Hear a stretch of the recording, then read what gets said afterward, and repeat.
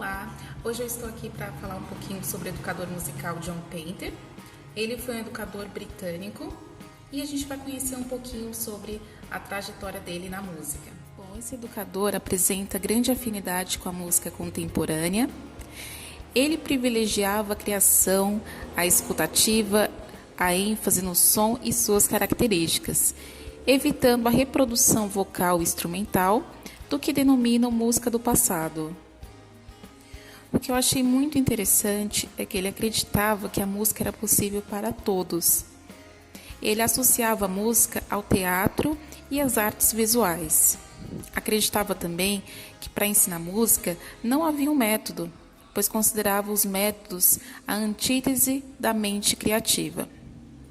Ou seja, você percebe que é importante você dar liberdade para o artista, ele consegue expressar suas emoções, né, e não somente reproduzir coisas. E ele acreditava que o método fazia com que esse aluno ele seguisse um determinado cronograma, né, um determinado jeito de fazer, e você não conseguia ter essa liberdade criativa que é o ideal para um artista. Pensando nisso, ele propôs a construção de uma rede de relações de estudos, e estudos esses considerados diversificados, que a partir deles geravam outros estudos, por meio das experiências pessoais.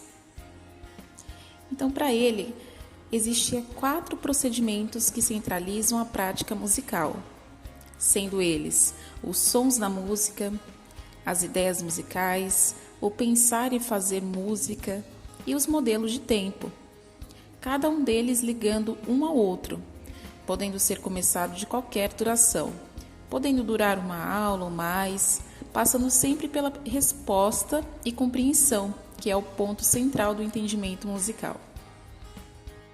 Esse educador nos deixou 3 excelentes livros, sendo eles Sound and Silence, Here and Now e The Dance and the Drum. O primeiro livro, Sound and Silence, ele abordou algumas questões. Por que ensinamos músicas? E como adequamos o ensino de música ao padrão de educação atual? E um dos pontos interessantes, fazendo essa afirmação, ele coloca que não existe aluno mais musical que o outro e que a música é para incentivar as outras áreas do conhecimento. Então, é como se fosse aí uma forma de guia, né, fazer com que ele aprenda outras disciplinas. Bom, o segundo livro, Here and Now, ele coloca a justificativa, né, como se fosse uma justificativa do primeiro livro, colocando que a presença da arte no currículo escolar é super importante, né? Educa os alunos em questão dos sentimentos, desenvolvendo a sensibilidade e o senso estético dos alunos. Colocou também a ideia de que a música não são apenas pontos em um pentagrama, né? Essa ideia muito teórica faz com que os alunos não se interessem pela música, né?